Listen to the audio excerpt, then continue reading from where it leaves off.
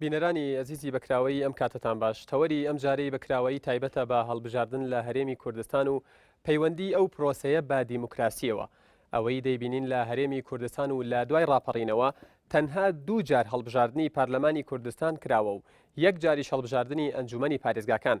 کە هەندێک پێیان وایە هەڵبژاردننی ئەنجومەنی پارێزگاکان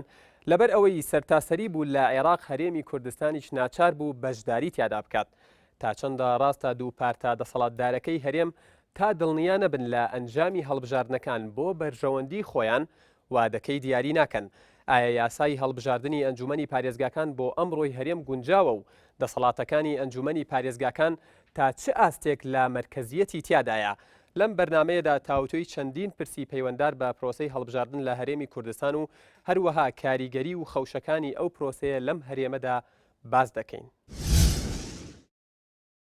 بەڵێ بینەرانی ئازیز بۆ ئەم بەرنمەیە میوانداری ئەم بەڕێزانەمان کردووە خەسرە و گۆران بەرپرسی دەستگای هەڵبژاردننی پارتی دیموکراتی کوردستان. میوانی دووهەممان کاوسێن بابەکر جێگری سەرۆکی دەستگای هەڵبژاردننی یەکێتی نیشتیمانی کوردستان.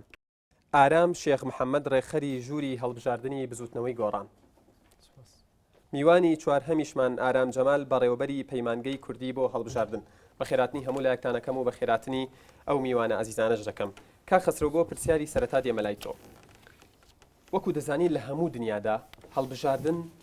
یەکێکە لە ڕووەگەشەکانی دیموکراسی. کاتێک باس لە هەڵبژاردن دەکرێت هەمیشە وشەی دیموکراسی دێتە خەیاڵی هەموو کەسێک. لە هەرێمی کوردستان هەڵبژاردن تا چەندە پەیوەندی بە دیموکراسیەوە هەبوو؟ جارێ دیموکراسیەت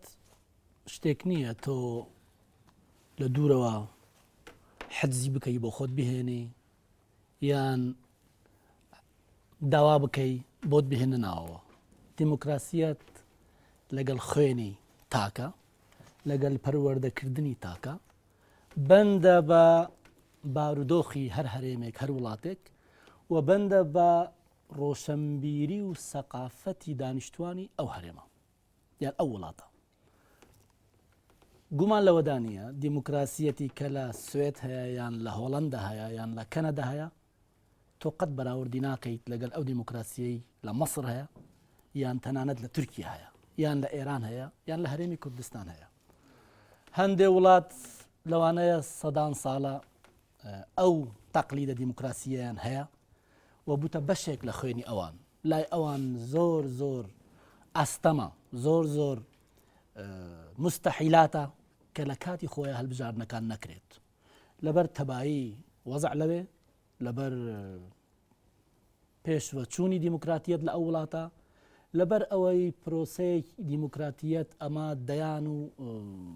لەوانەیە سەدان ساڵە پەیڕەو کراوە لە ئەو وڵاتە. لە وڵاتی ئێمەش تا حەدێکی باش پەیڕەوی ئەو تەقلیدە کراوە هەل لە مەغریب کە ئاخر وڵاتی عەرەبیە لە ئەفریقیا تا دەگەیتە هەندستان تەقلیدی دیموکراسیەت نەبووە و نییە و تا ئێستا دێمە سەر مەوزوعەکە ڕەجال لێ دەکەم لە هەرێمی کوردستان. هەرێمی کوردستانیش بەشێکە لە ئەو ناوچەیە هەل لە مەغریب تا هەندستان موسڵمانین خەڵکی ڕۆژهەڵاتی ناوەڕاستین تۆ ناتوانی بەدەر لە دەور و پشتی خۆت وەکو سوێت لێ بکەیت یان وەکو سویسرا لێ بکەیت یان وەکو نەمسا لێ بکەیت. ئەمە یەکێک. دووەم لە چاوە خۆی کوردستان بە بەراورد لەگەڵ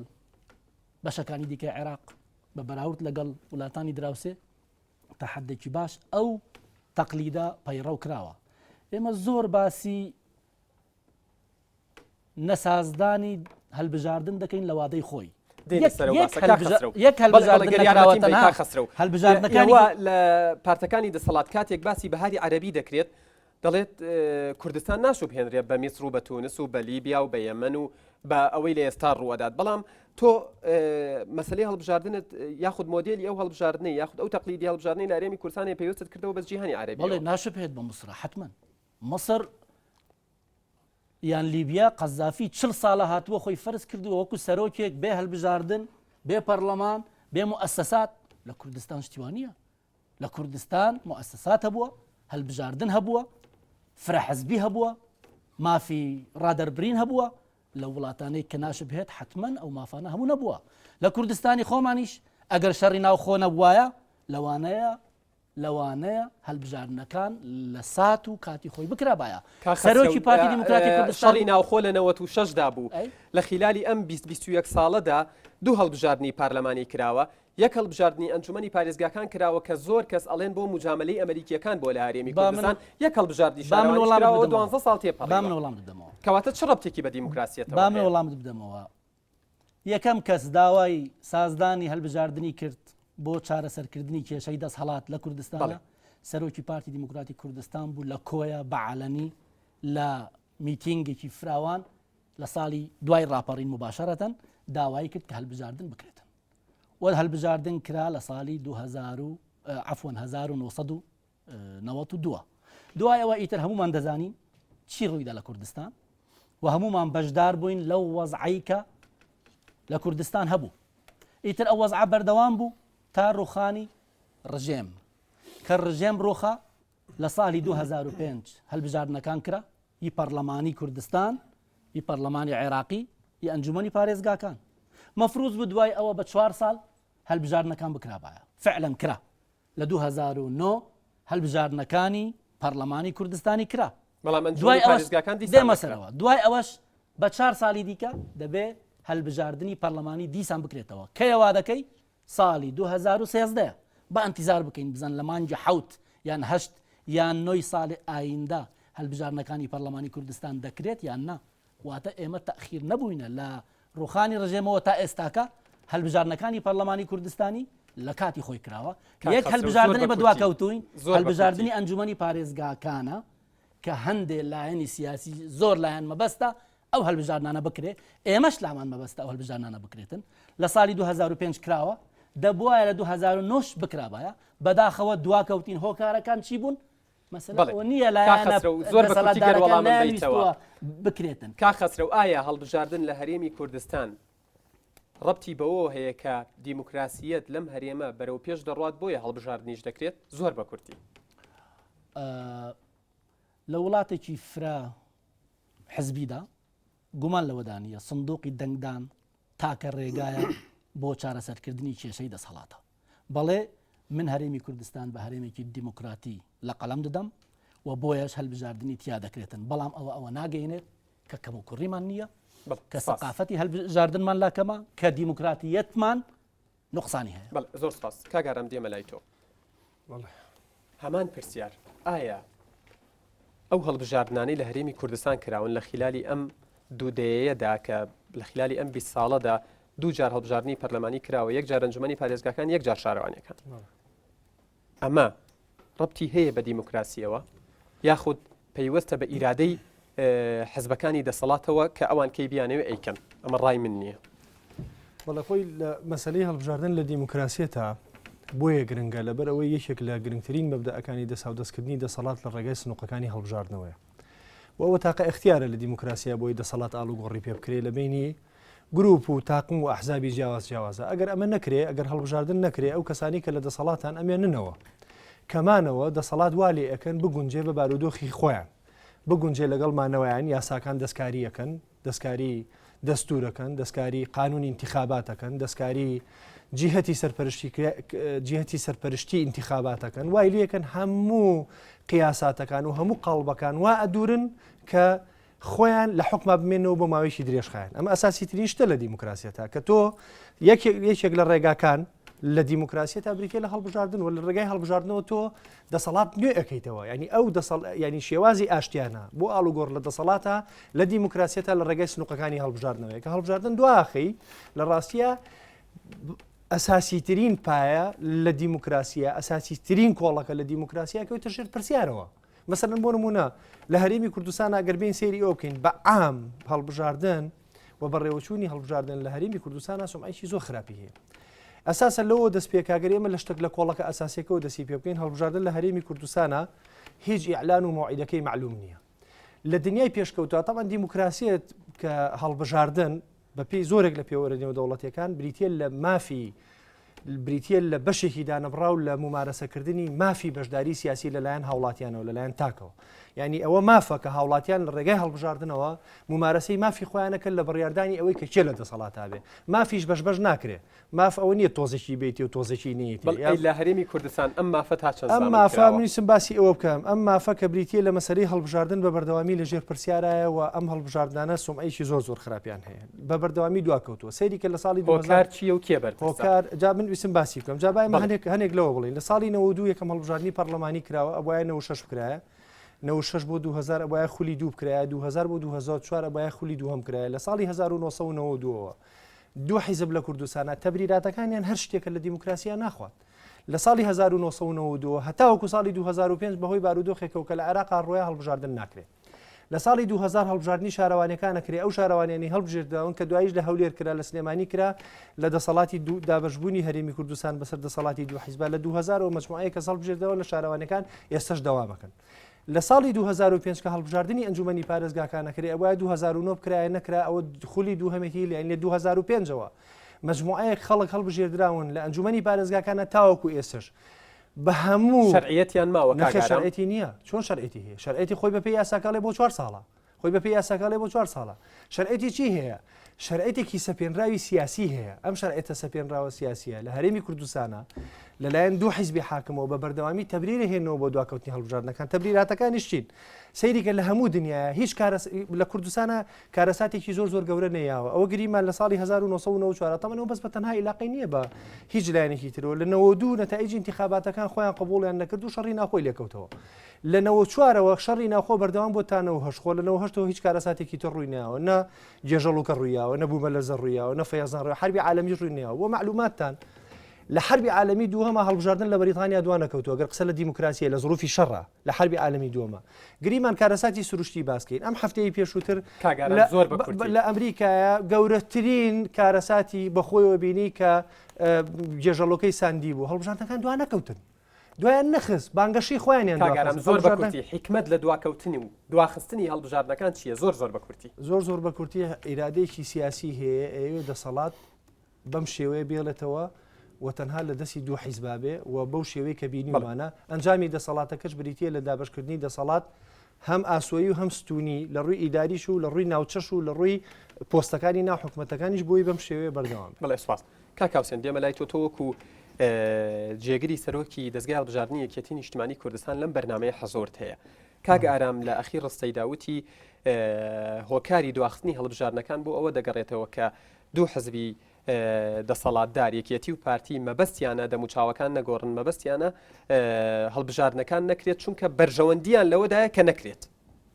وەڵامی ئێوە بەڕای من ئێمە غەدرێکی گەورە لە ئەو ئەزمونەی خۆمان دەکەین ئەگەر بەراوردی بکەین بە وڵاتە پێشکەوتەکان کە سەدان ساڵە کللتورێکی فراوان و گەورەی دیموکراسیان تێدا ئێمە لە وڵاتێکدا دەژین لە وڵاتێکدا کە بەردەوام شەڕ و ڕەتکردنەوە و کللتورێکی دڵڕقانە کللتوریکی سەرکردن باو بووە لە عێراقدا ئێمە هەمومان مێژوکی دوور دێژمان لەسەرەوە دیوە و ئەزمونمان کردووە بەڵام ئەگەر سیرکە هەر لە دوای نەوەتویە یەکسەر لە دوای ڕاپەڕین ساڵێکی نێکێشا کە سەرکردایەتی بستنەوەی کوردی دەست بەجێ کاری کرد بۆ هەڵبژاردننی پەرلەمان ئەو هەڵبژاردنە یەکەمین ئەزمموی دموکراسی بوو لە عێراقدا بە چاوی خۆشماندی چۆن خەڵک بەشداریەکی کاریگەر و فراوانی ئەمەیان کرد ئەگەر دەسەڵاتی کوردی یا بەڵێن ئەو دوو حزب دەسەڵاتدارە ویستبیان خۆیان داتوانێت ئیداریەکی موقەتی حکوومەتی پێک بێن و چاوپۆشی لە هەڵبژاردن بکەن بەڵام ئێمە باوەڕمان بە هەڵبژاردن وەکو پرۆسەیەک باوەڕمان پێیەتی کە پرۆسەیەکە گەشە بە دیموکراسیدا ئێمە هێشتا دەوڵەتێک نین بڵێن لافیەوە لێ بدەین وڵات دەوڵەتێکی تەواو دیموکراسین و پرینسیپەکانی دیموکراسی چەسپا و ئێمە ئێستا وردە کەلتوریەک بەدیدێ نەخێر ئێمە لە سەرەتایەکی دیموکراسیدان هێشتا کەم و کوڕی زۆرمان ماوە ئەو وڵاتانەی دەیان ساڵە دەسەڵات و هێز و سەقافەتێکی فراوانی هەیە لە وڵاتەکاندا هێشتا تەماشا دەکەین لە دووبەری خۆمان ئەوەی کە لە هەرێم بەو بچووکەی بەو کە مەزمونی کراوە و خراوەتە گەڕ لە کاری دموکراسی و لە ئازادی ڕادەربڕین و هەتا دوایی هێشتا لەو شوێنانە سەر و سۆراغی نییە لەبەرەوە ئێمە حەقە ڕاستە ئێمە وەکو تموحی خۆمان تموحی سیاسی حەقە ئەو ئەزمونەی خۆمان بەراورد بکەین لەگەڵ وڵاتە پێشکەوتوەکان و تموحی ئەوەش هەیە ئێمە وەکو یەکێتی هەر لە شاخیش هەوڵمانداوە و فعلەن لە دەیەکاندا هەڵبژاردننی ئەنجومەنی گوندەکانمان کردووە لەبەرەوە لە کللتوری منی بە درێژایی کللتوری ئێمە هەوڵی زۆر هەیە بەڵام دەبێ حسابی ئەوە بکەی کە ئێمە لە وڵاتەدا بێ کللتوری دموکراسی بێ کاکاوسێن بەدەر لە قسەکردن لەسەر بەراوردکردنی ئەزمون و ئەم جۆرە شتانە ڕایەکەیە لە ناو چاودێران لە هەرێمی کوردستان و چاودێرێکی ئەمریکیش ئەم ڕایی دووپات کردوێتەوە ئەڵێت ئەگەر یەکێتی و پارتی دڵنیا نەبن لە ئەنجامی هەڵبژاردنەکان بە بەرژەوەندی یاخود بۆ بەرژەوەندی خۆیان ئەوە وادەکە دوا دەخن کەیش وادەکەیان دیاری کرد ئەوە دڵنیان لە ئەنجامەکە باشە ئەمە تا چەند ڕاستە ئەو هەڵبژاردنەی ڕابردوو دەری دەخا کە دڵنیاش نەبووین و هەڵبژاردنیش کراوە و ڕێکخراوی وا هەیە کە بۆ یەکەم جار بەشداری هەڵبژاردنەکانی کردووە و ژمارەیەکی زۆر کورسیشی هێناوە ئەنی ئەوە دەری دەخا کەەوە پێچەوانەی ئەو ڕایە ئەگەر وانەبا تەعجیل دەکرا دوا دەخرا زیاتر ئیدی ڕادەوەستان تا هەلومەرجێکی وا دەهات کە ئێمە دەنگ زیاتر بین کەواتە تو ئەوە ڕەت دەکەیتەوە بەڵێ بەڵ کاگەرم دێمە لای تۆ وەکو بەڕێوەبەری پەیمانگەی کوردی بۆ هەڵبژاردن و هەمیشە لەوەتەی دروست بوون چاودێر بوون چاو بوون لەسەر هەڵبژاردنەکان کاکاوسێنیش دووپاتی کردەوە کە ڕەتی نییە بەوەی کە ئەنجامی هەڵبژاردنەکان بزانن ئین جاوادەکەی دیاری بکەن ئەوەندەی ئێوە ئاگادار بن ئەمە تا چەند ڕاستە و خەوشەکانی هەڵبژاردن لە هەرێمی کوردستان چییە کە تا ئێستا تا دوایین هەڵبژاردن وجودیان هەبووە بەڵێ ئەگەر سەیری نتایجی انتخاباتی 92 بکەین بۆ 2009 هەردوو حیزبی دەسەڵاتدار لە 1992 لە 1970 دەنگەکانیانەوە بەڵام لە 2009 ئەو دەنگە بۆ بە لە 1950 لە هەڵبژاردننی حوتی سی 2010 ئەو دەنگانە هەردوو هێزی دەسەڵاتدار بۆتە لە 1955 واتە بە ئاشکرا ئەوە دیارە کە کێروی ئەنجامەکان بەرەو خوارەوە دێ هۆکاری ئەمە چییە؟ هۆکاری ئەوەی گەڕێنەوە بۆەوەی لایەنەکانی دەسەڵات بەوەی دەگەڕێنەوە کە ئەوان ڕێگەیان داوە بە فرەحیزبی بەوەی هەموو کەس بەشدار بێ لە هەڵبژاردنەکان هەر بۆیە دەنگەکانی ئەوانیش کەم بۆتەوە من پێم وایە فرەحیزبی ئەوە نییە کە بڵێن ئەوان داویانە یانیان داوە لە دوای ڕوخاندنی ڕژێمێکی دیکتاتۆری وەکو بەعسەوە هەلومەرجێکی تازە هاتۆتە هەرێمی کوردستان و پێم ئەگەر بەعس بۆ خۆشی دەسەڵاتی بووایە لە ناو هەرێمی کوردستانە بۆە ڕێگەی بە فرەحیزبی بدایە چونکە هەلومەرجێکە گۆڕانکاری بەسەر هاتووە و ڕێگە نادا بۆی کە بگەڕێتەوە بۆ سەردەمی کەواتەمە دەستکەوت نییە بۆ ئەوان نابەتەکیدەوە پێشکەوتنی هەلومەرجی سیاسی و اقتصادی و وعی هاوڵاتیانە